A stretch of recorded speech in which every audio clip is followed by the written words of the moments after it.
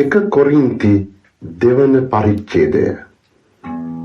සහෝදරයනි, මා ඔබ වෙත පැමිණ දෙවියන් වහන්සේ පිළිබඳ සාක්ෂිය ප්‍රකාශ කළේ චතුර කතිකත්වයක් හෝ ප්‍රඥාවක් හෝ පෙන්වමින් නොවේ.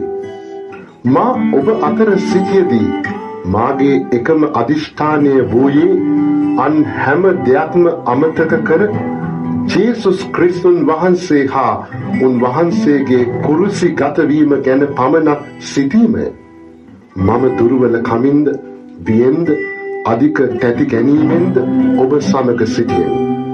මාගේ කතාව හා දෙසුම මා ප්‍රකාශ කෙලේ සිත් පොළඹවන සුළු ප්‍රඥාවන්ත වචන වලින් නොව ආත්මයාණන් වහන්සේගේ බලයෙනි.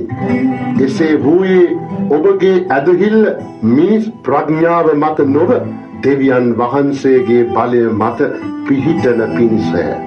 ඒ කෙසේ වෙතත් මුහු කුරා ගිය අය අතර අපි ප්‍රඥා සහගතව කතා කරමු. එහෙත් ඒ ප්‍රඥාව මේ ලෝකයට අයිති ප්‍රඥාවක්වත් මේ යුගයේ විනාශ වී යන අධිපතීන්ට අයිති ප්‍රඥාවක්වත් නොවේ. අප ප්‍රකාශ කරන්නේ අනාදියේ පටන් දෙවියන් වහන්සේ අපේ ගෞරවය සඳහා කලින් නියම කළ උන්වහන්සේගේ අභිරහස් ප්‍රඥාවය.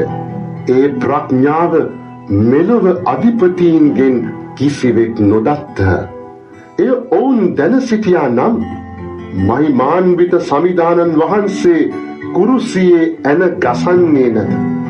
ශුද්ධ ලියවිල්ලෙහි ලියා ඇති ලෙස දෙවියන් වහන්සේට ප්‍රේම කරන්නන් හට උන්වහන්සේ සූදානම් කර ඇත්තේ කිසිවෙකු කවදාවත් ඇසින් නුදුටු, කනින් නොඇසූ, සිතින් නොසිතූ දෙයකි. මේ දේ දෙවියන් වහන්සේ ස්වකීය ආත්මයන්න් වහන්සේ කරන කොටගෙන අපට එලි දරව් කළසේක. මන්ද ආත්මයන්න් වහන්සේ දෙවියන් වහන්සේ පිළිබඳ ගාම්භීර දේ ඇතුළු සියල්ල විමසනසේක. මිනිසාගේ ස්වභාවය දන්නේ මිනිසාම තුලවන ඔහුගේ ආධ්‍යාත්මයයි. අන් කිසිවෙක් එය නොදනිති. එමෙන්ම දෙවියන් වහන්සේගේ ස්වභාවය දන්නේ උන්වහන්සේගේ ආත්මයානුය. අන් කිසිවෙක් එය නොදනිති.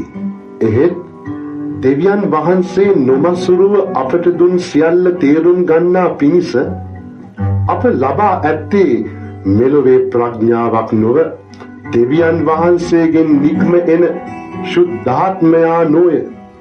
අප මේ සියල්ල පවසන්නේ මිනිස් ප්‍රඥාවෙන් උපදින වචනවලින් නොව ආධ්‍යාත්මික දේ, ආධ්‍යාත්මික සත්‍යයන් හා සසඳමින් ශුද්ධාත්මයන්න් අපට උගන්වන වචන වලින්ය.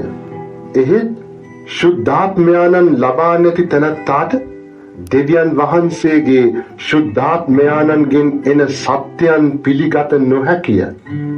ඒවා ඔහුට ප්‍රලාපයකි. ඒවා ආධ්‍යාත්මික ලෙස විමසා දැනගත යුතු නිසා ඒවා ඔහුට නොතේරේ. ශුද්ධාත්මයන්න් ලබා ඇති තැනැත්තා සියල්ල විමසයි. එහෙත් කිසිවෙකුට ඔහු විමසිය නොහැකිය.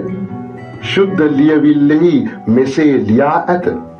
සමිදානන් වහන්සේගේ සිත කවුරු දනිත්ද? උන්වහන්සේට උපදෙස් දිය හැක්කේ කවුරුන් විසින්ද? එහෙත් ක්‍රිස්තුන් වහන්සේගේ සිත අපට තිබේ.